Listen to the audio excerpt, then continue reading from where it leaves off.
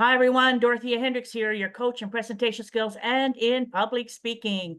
My guest today is George Harjani, a leadership expert, speaker, and founder of Leaders of Tomorrow Academy, a successful leadership and public speaking program for young adults. He is also the organizer of two highly successful TEDx events, the TEDx Youth at Grandview Heights, and for entrepreneurs and professionals, people who are watching this and want to get on the TEDx stage, the TEDx Grandview Heights. George is passionate about helping people who want to make a difference, people who want to influence others through their speaking, and he helps them do that through his popular TEDx events. Welcome, George, to talk about your TEDx Grandview Heights. Welcome. Thank you, Dorothea. Glad to be here. Hello, everyone. Yeah, well, you know what? I've known you for a while, and I knew you before you got involved in the TEDx events. And let's maybe specifically focus, well, we can focus on both TEDx's, but why did you get involved in TEDx?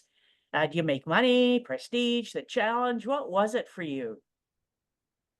Uh, I've always been interested with TED. That was for decades.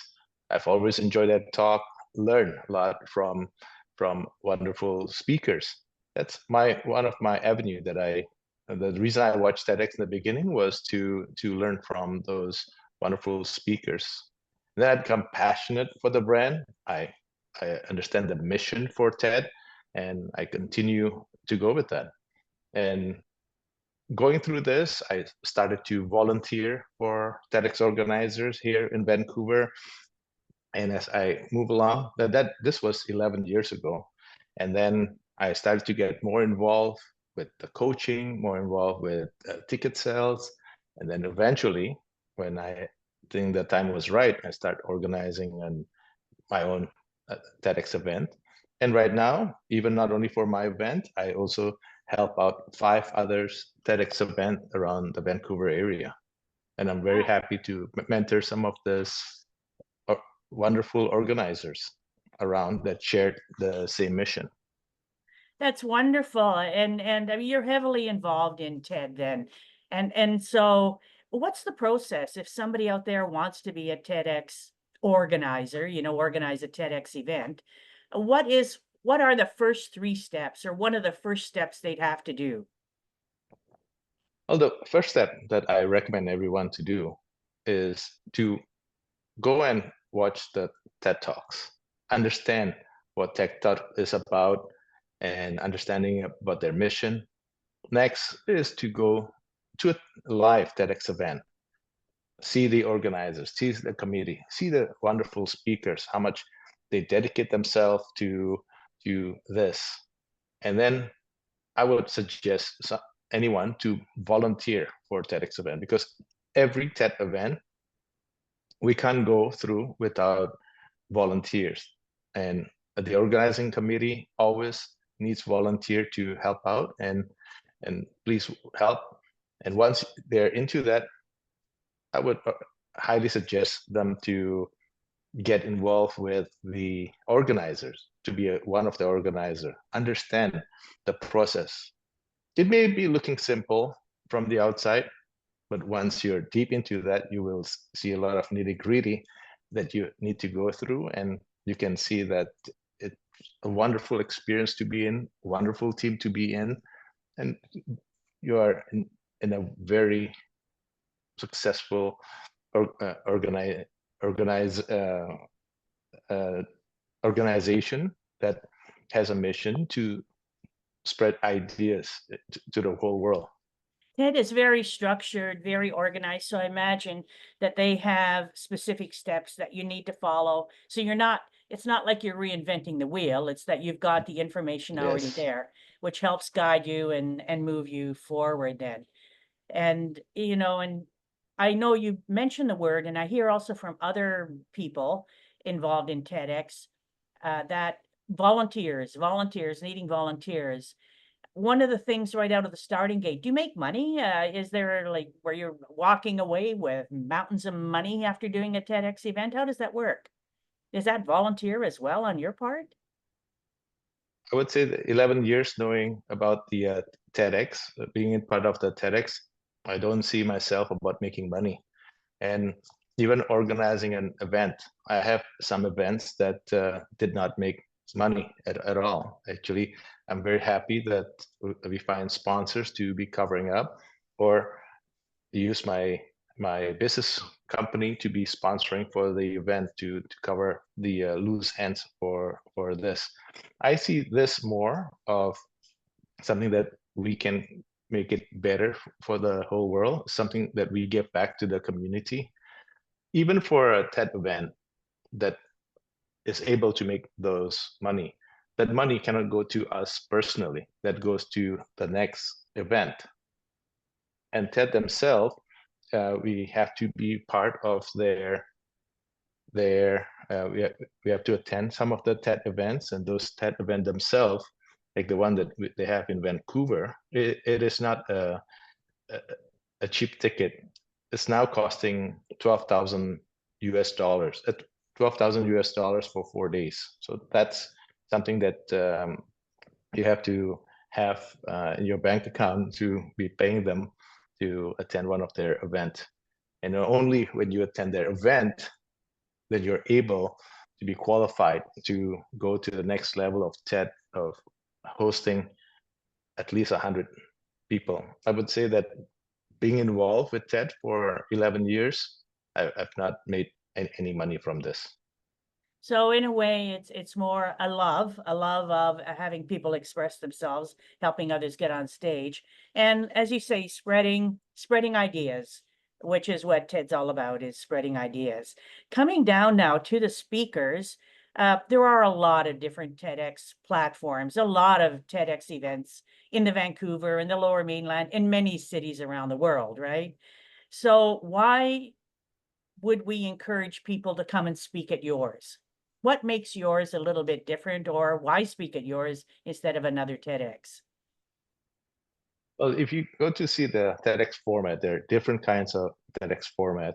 I only concentrate on the two main ones, which is the youth, and I concentrate on the regular event.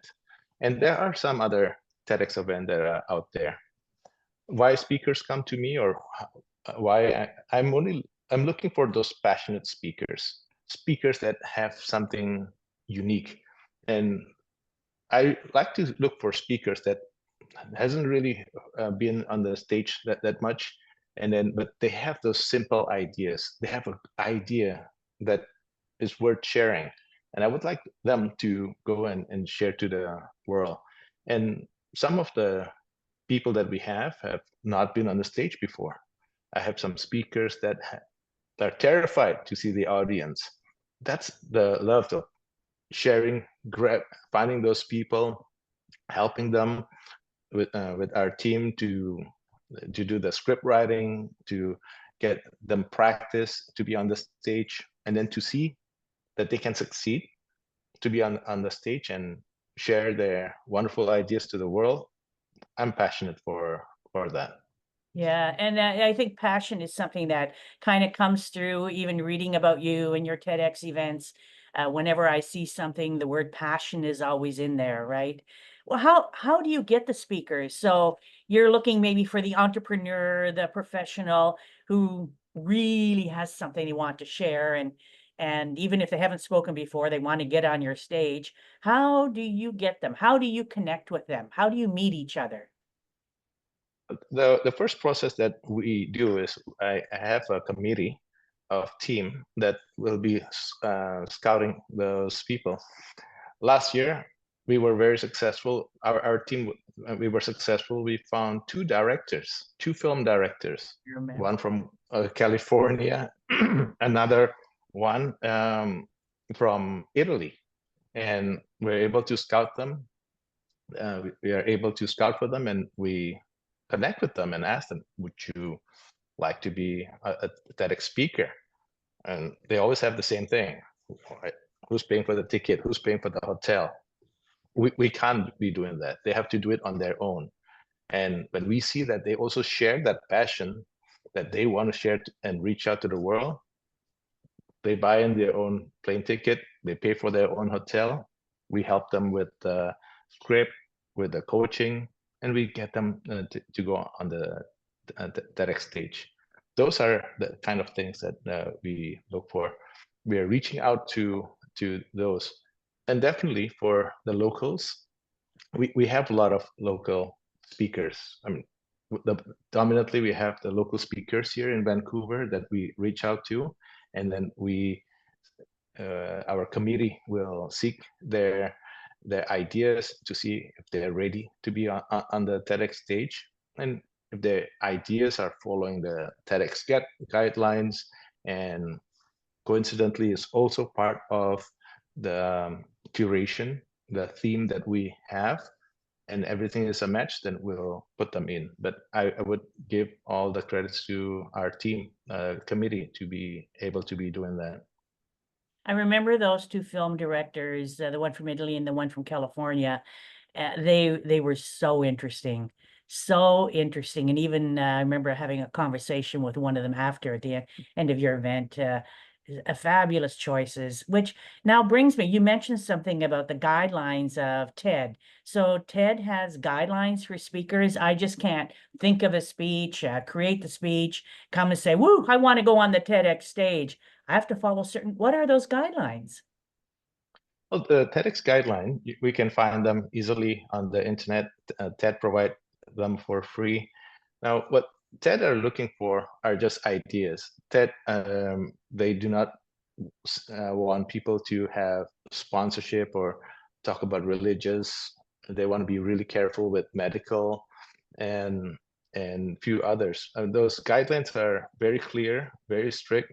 Hence, we have our committee to be venting to all the speakers application, and even through the script, we want to make sure that they don't go beyond the guidelines. Once we follow the guidelines, then everything should be smooth sailing. So if anybody is interested in finding out what those guidelines are, they would go on to TEDx.com guidelines. Well, you can Google it. It should be there. And other than that, if somebody wants to be a speaker, definitely we have our committee to. We have an application that they can fill in, and the other thing is to meet one of our team member, and then we can guide the speakers to see whether they're qualified to be able to speak. Because even last week, I had a passionate person who wants to be on TEDx, and then when I asked what was his idea, he said, "I want to share idea of how I become rich." That may be interesting talk, but may not be interesting for TED. So we want to hear that idea of how he becomes rich, not of the idea that he did to have, but not really about sharing to share about his wealth. We want to see the other side of what he can share, and then that our audience can replicate and then can learn from.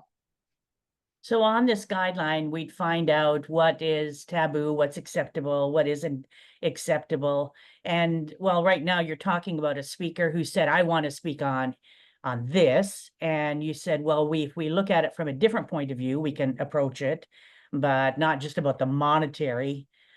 Yeah. So now, have there ever, in your experience of volunteering with TED and of running your own TEDx events, have you ever had the experience where a speaker's given a speech and it's not been accepted by TED? All our speakers have been accepted by TED, and because we follow the guidelines. Yes. But then anyone who has been on our stage, they have been vented, they have followed the guidelines, and they have been on TED. But we do have a lot of other speakers that our team have talked to that have their ideas were rejected right from the start from TED, and those are some nice ideas, but we don't really want to have people to be talking about something controversial, political, religious, or even what we call woo-woo science. they may be a professor, they may be somebody who's very credible to talk about science, but we are not, our team, we may not be qualified enough to understand whether that particular science is accepted. So we really try to refrain from things that we are not really sure about. And sometimes we even go to we go to TED and tell them we have this speaker, the speaker wants to talk about that, and then TED will usually tell us in the very beginning, don't go for the speaker, go for another one. And we always have a big pool to choose from our speakers from, and we always want to make sure that we have diversified ideas as well. So for example, one of the things that people like to talk about is personal growth. But then if we have a TED event and everybody talk about the personal growth, then it will not be something exciting. We probably want to stick 2 people to talk about personal growth, 2 people who wants to talk about AI, 2 more people to talk about some other ideas, but we want to limit them so that we also have diversifying ideas, and it will be better for our audience to go to a TED event and they can learn from different perspectives. So variety is also key in running the event. Yeah, the reason I ask about has TED ever refused, I have heard, I don't know personally, but I have heard where people actually have gone, given a talk, and it's been recorded, and then TED has refused to air it, right? Because it was not true to their guidelines that they had. So, and that's interesting. So really for anybody who's interested in speaking, I should say, on the TEDx stage, they really need to be clear and how they approach their topic. Yeah. How do Yeah. you help? You mentioned earlier about coaching, having a team behind you and with you, working with you for the speakers.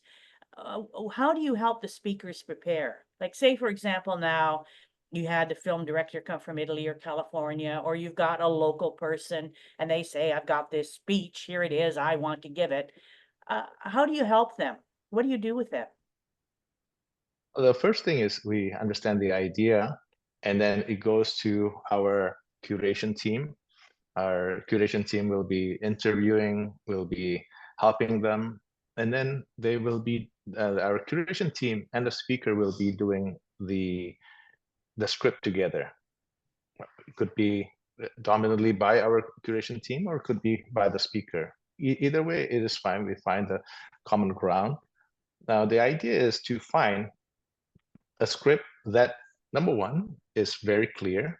Number two, clear for the audience.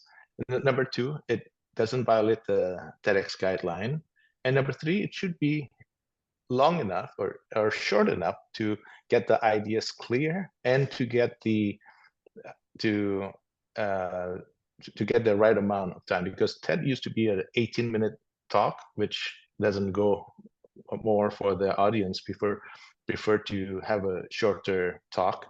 And this is what TED sees. So we want to shrink everybody's talk down to about 10 minutes, and that would be they see as a golden time for speakers. Between 8 to 10 minutes would be ideal. And from that, once the script is 100% done, then we do Zoom coaching first. And after that Zoom coaching, after the speakers are ready, when we are getting closer to the date, then we will meet together and we will have the rehearsals where we will be doing the coaching live to see the audience, the speakers. We put them up on the red carpet and then we get them ready for the stage. That red carpet, I always, when I do look at TED Talks or TEDx Talks, people don't move far off that carpet. Are they supposed to stay on that carpet? Yeah, they're supposed to stay on that red carpet. I've seen speakers who stepped out, may not look good on the video because that is the platform. The red dot is the icon, the platform that the speakers want to be in. And when we are practicing with our speakers, we do want to put the speakers on the real red carpet, there's a sense of being scared of standing on that red carpet. And so by practicing on the red carpet, it makes the event day to be much, much better for the speaker. It's funny, just even thinking about being on the red carpet, I go, ooh, I can see where there'd be some nervous energy that would pop up.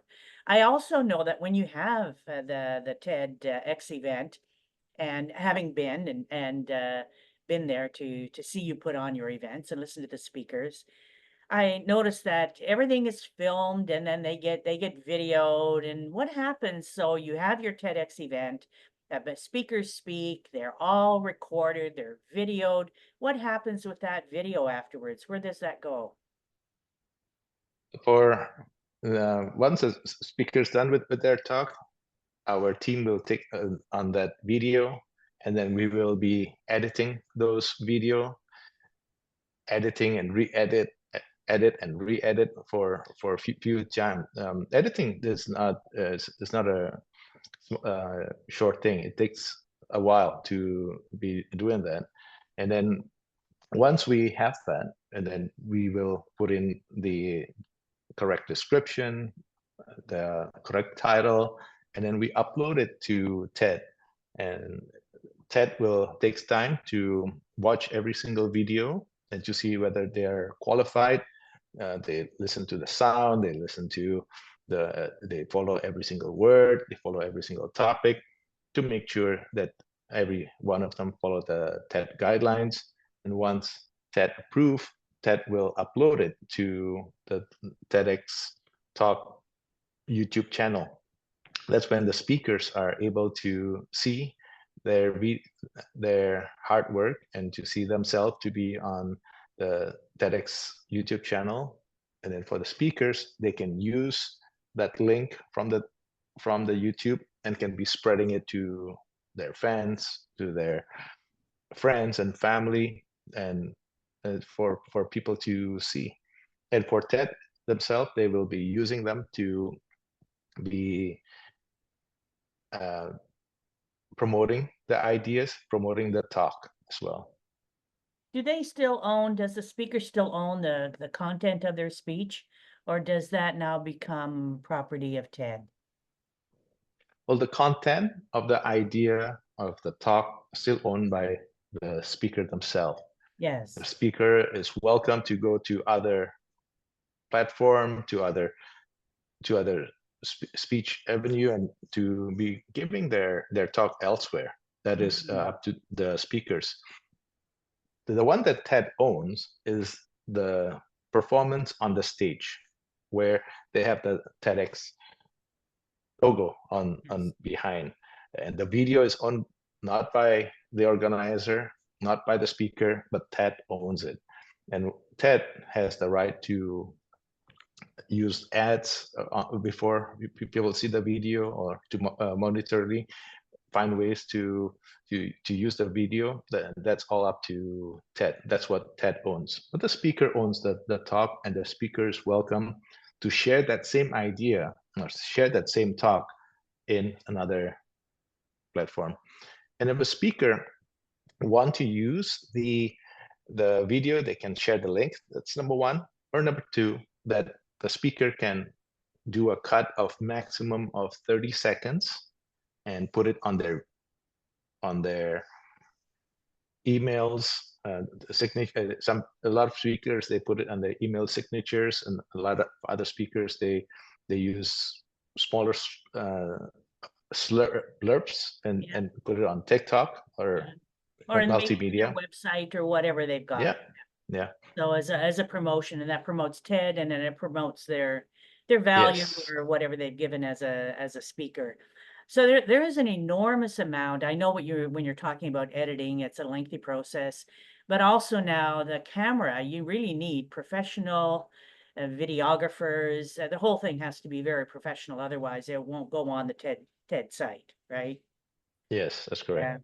In terms of dealing with all the different speakers that you've done as you volunteered, but now also with your TEDx, the youth, and the TEDx for the professionals and entrepreneurs. What has been your most memorable experience or your biggest surprise? Your most memorable experience or biggest surprise in working with a speaker who wants to be on the TEDx stage? The best experience that I've received from this is to get the bonding, get the relation, to be knowing all different speakers from different kinds. All the speakers that have been to our TEDx event that I've been involved in, they become friends. They become friends. We have a good network. They recommended other speakers to come through, and so that's a beautiful part of being in the same network where everyone have that ideas that's worth sharing. So that's a memorable experience. The other great experience that I personally have is to see how every speakers come up from being just an idea to slowly get them ready, to see the whole experience. Because with everyone, they're always different. There are some speakers who are very talented. It's easy for them to get on the stage, but there are other speakers that are not really speakers. They're just honing an idea, and then we have to slowly help them to be speakers and get them ready to be on the stage. So everyone have different levels, and to see the growth, to see the success from after speakers have done with their talk, and to hear from them that they have other talks that they're invited because of the video. That is a great part. I have a speaker who has, after the talk, they become an actor and they become public speaking. So whenever I hear those news that people, because of the talk, it gets them to go to another level, that's my personal satisfaction.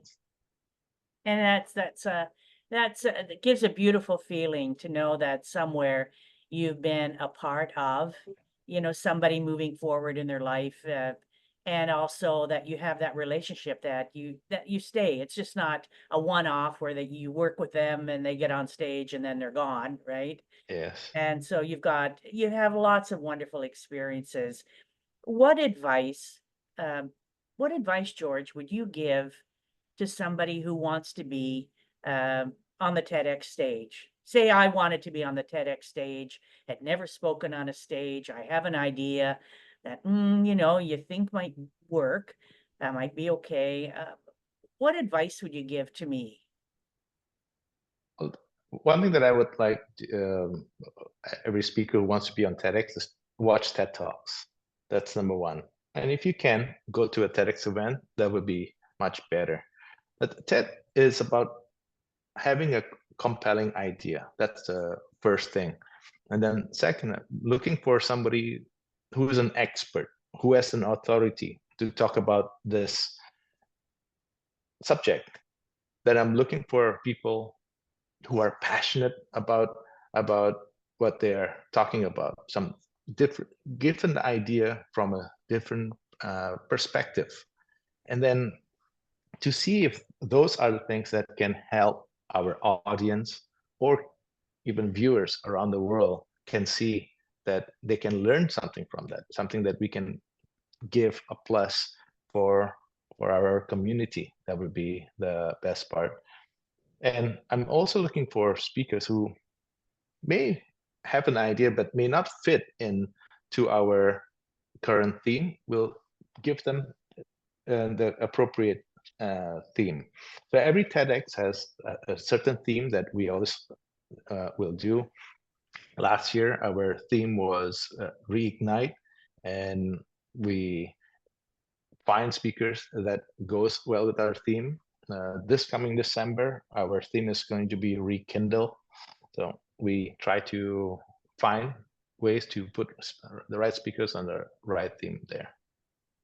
Who decides? That's interesting. You've mentioned the concept of theme before.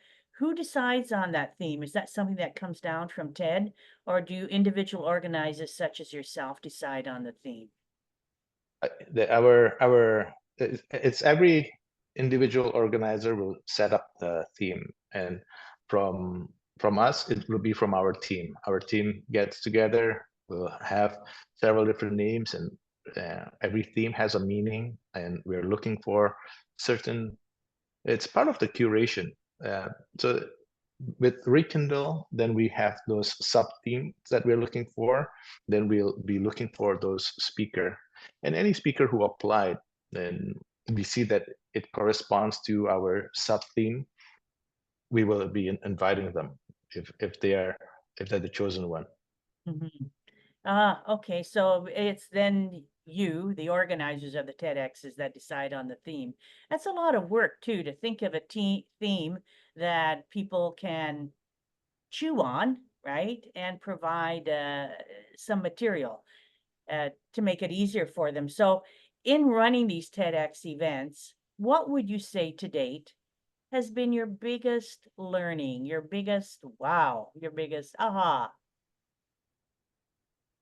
I would say it's expect the unexpected. Wow. That's I see that's a common with all the theme that is there, and even the few TEDx that I'm mentoring, I always told the team, expect the unexpected. We have had speakers who are very qualified as a speaker, but then they didn't put in enough hours to be on the TEDx platform. We have had that in some of our programs. When we're running, we have technical difficulties, we have visual difficulties, we have sound difficulties, we have, in some cases, financially, we have sponsors that they're willing to sponsor for the event, and as we get closer to the event, the money did not come in, and we have to swallow the whole cost. We have volunteers that have set up that they are coming, and the day of the event something else happened and they did not show up. So always, for every single event, I would say something common is expect the unexpected from everything. But as you run this program, first time is definitely frustrating. The second time it'll be easier. And now I always feel that there's always something that's going to come up that we haven't think about, and it will happen.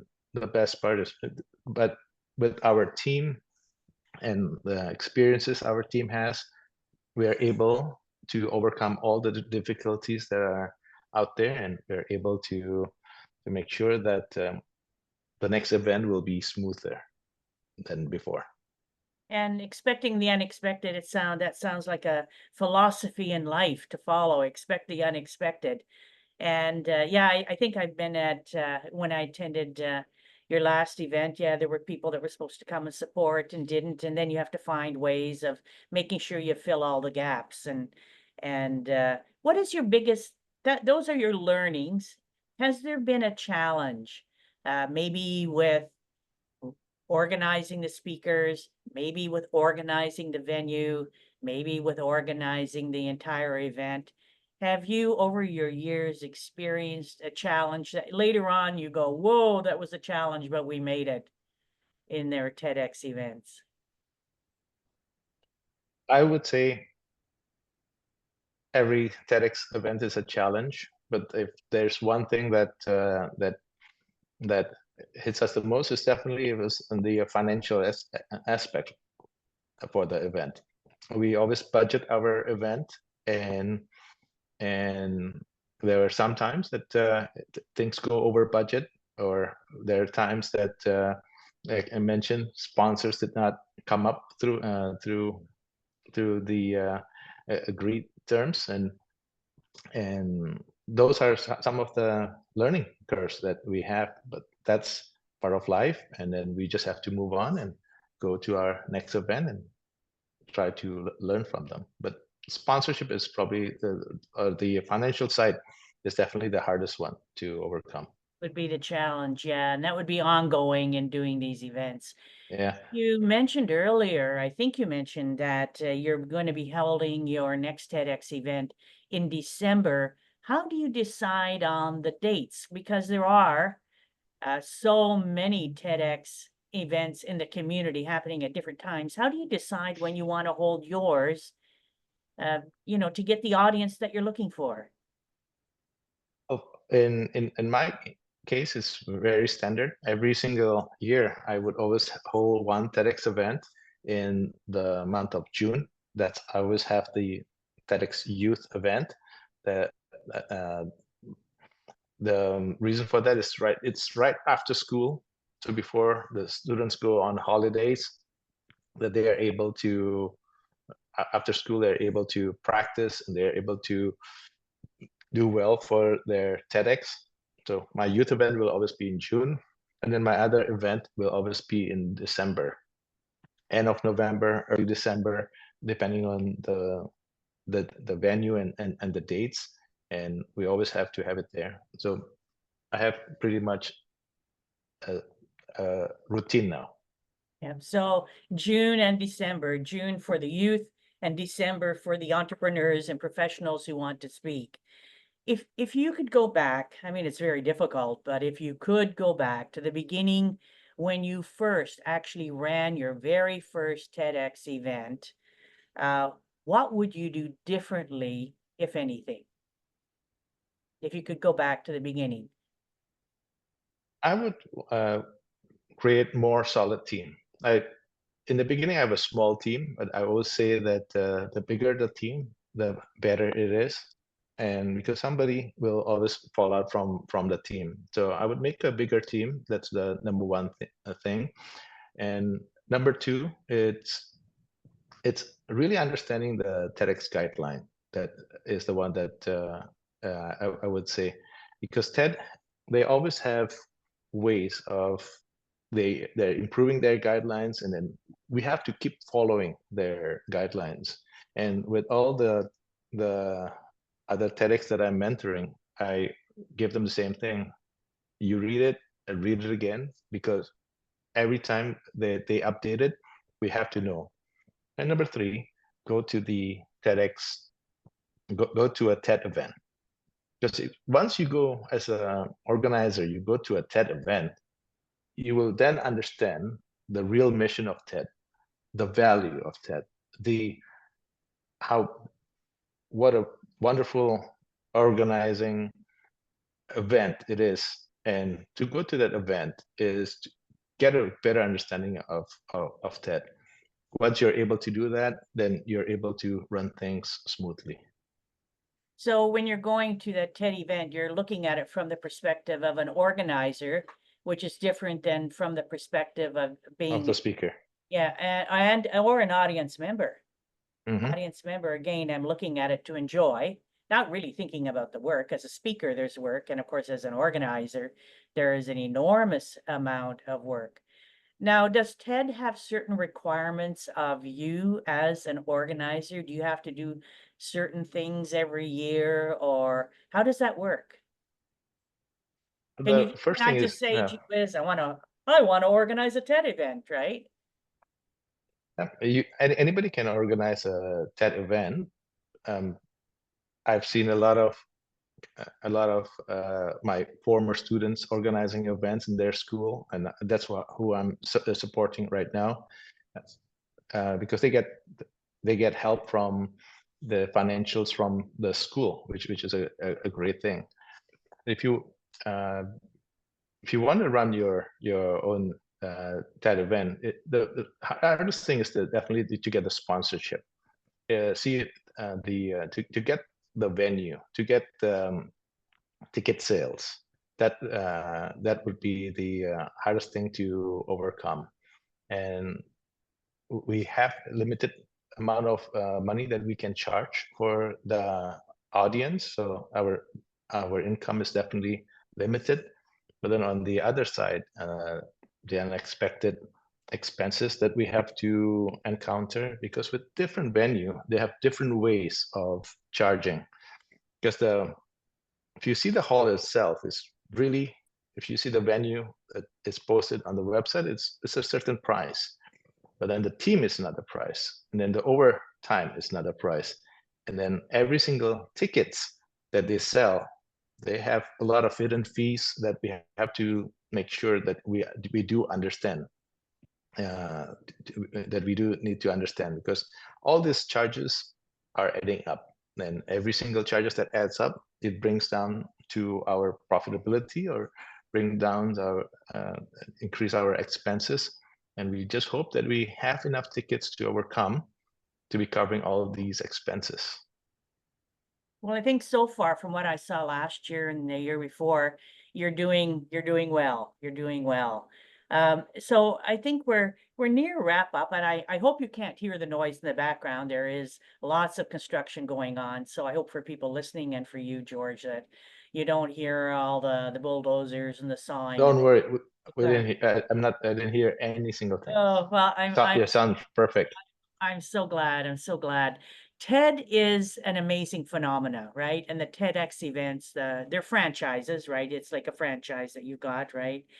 They're also great opportunities for people to speak. So right now, before we wrap up, you know, what would you like to tell us about the event coming up in December? Is there something you want to share with us? Recruiting speakers, what they need to do to get a hold of you? You know, please share with us, George.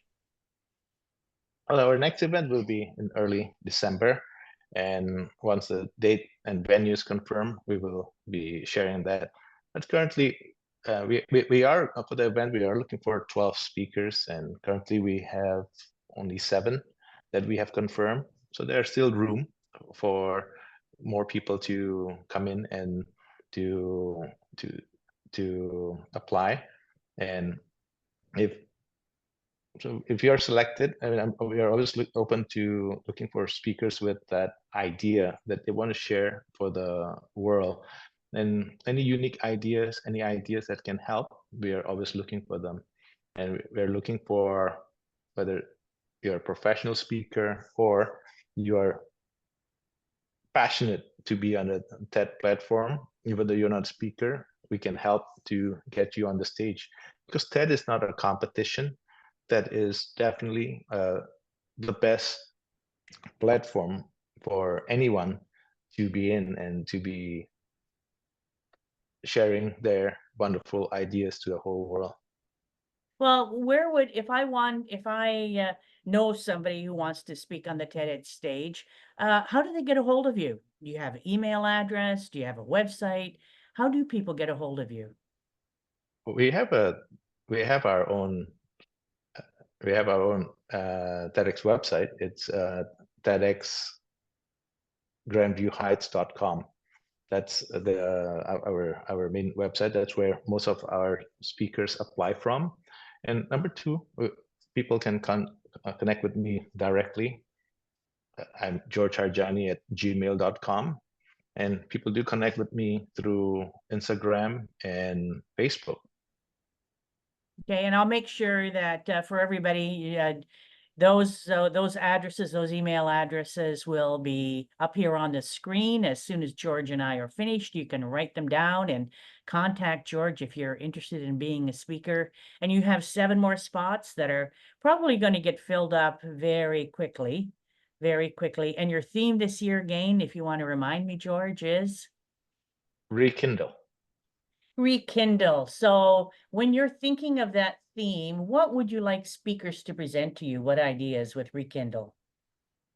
Well, I'd like to have speakers who want to share something in a different way, and rekindle different things, because most of the ideas are already out there, but we want to bring back those ideas and to have a different perspective for an idea that people have already seen. And I would like to hear different experiences, different stories that comes from the speakers, and they can help out for our theme with Rekindle. Any last words, George? I just want to say thank you very much, Dorothea, for arranging this. Well, it's been my pleasure, and always I hope you get flooded with or inundated with a lot of people wanting to fill those 7 spots that you've got left to be on the TEDx stage in December. This is Dorothea Hendriks, public speaking coach and presentation skills, thanking George, thanking all of you, and wishing everyone mountains of success.